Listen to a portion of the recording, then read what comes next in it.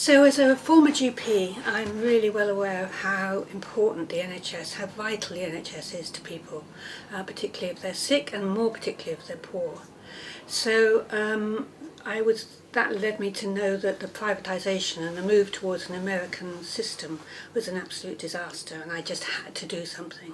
And you can do so much more when you're part of a group, that I wanted to join a group.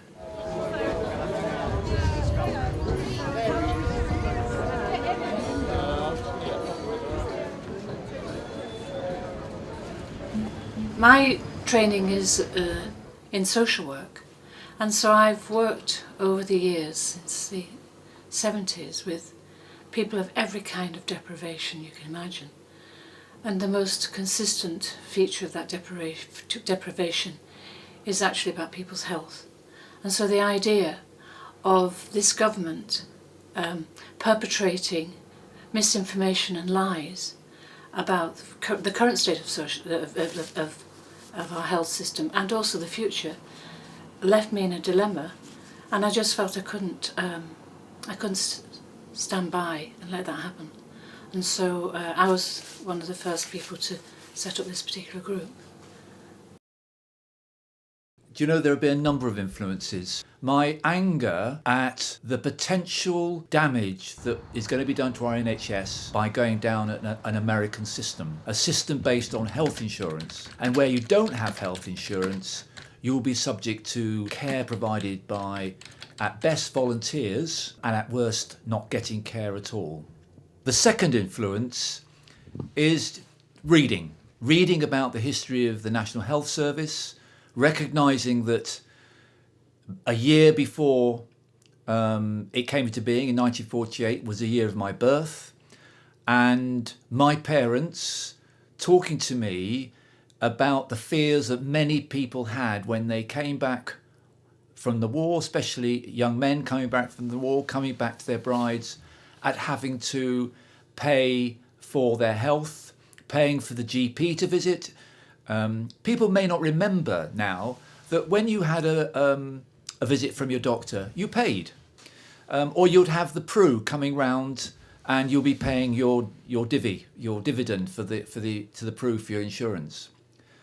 And then I read something else, and that was George Bernard Shaw, who said, the worst, if I can get this right, the worst vested interest is the vested interest in ill health. And for me, it comes down now to a battle, and it is a battle, to save the NHS from being run for profit.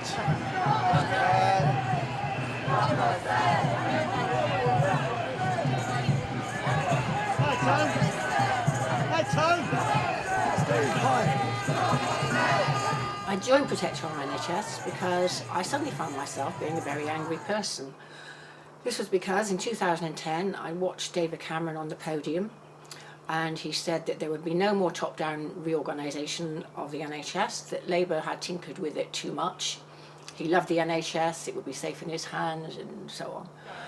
And it was obvious that he was not telling the truth. He was lying about this.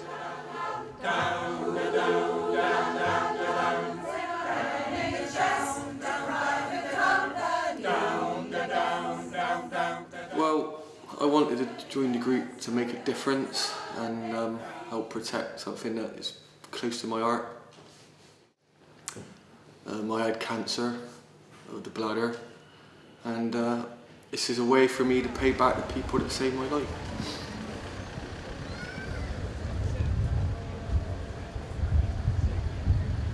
I had a reoccurrence in 2013, which required sort of further treatment up in the Royal Free in London, and that time I had to get special approval from the Cancer Drug Fund, which I think had been set up by the Conservative government, which I think is one of my fears for the future really, is I know that fund is near empty, if not already empty, and that, you know, the fear for every cancer patient that's got something a bit unusual or has to go out of their sort of area is the money going to be there? And I think during that quite traumatic time of sort of dealing with all of that, the last thing you want to be worrying about is money really.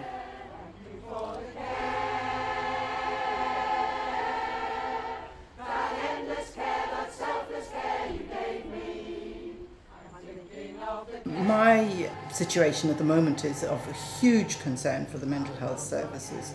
I experience them as struggling, which means that not only are the patients experiencing sort of a lesser service than they need and want, but that their families are distressed by the huge struggle to get services that they need for their loved ones. The thing that I'm most pleased about is that we've created one of the largest and most effective local campaigning groups in the country, which is able to do a whole variety of things, including regular street stalls, street demonstrations, taking the local clinical commissioning group to court successfully, and mobilising 64 local GPs to sign a letter to the clinical commissioning group about better clinical services and better contracts for those services. I'm really proud of forming this group where people are both active but really well supported, so that we've really gone from strength to strength, and we've been able to go on finding new ways of dealing with the problems before us because of the support and activity of the group. I think what I've got out of this group is a sense of amazement that complete strangers could come together on an issue such as this. I've never been involved in a campaign around health before, and then I'm amazed also at how well we've worked together, and we've done that with great democracy and thoughtfulness and sensitivity about each other.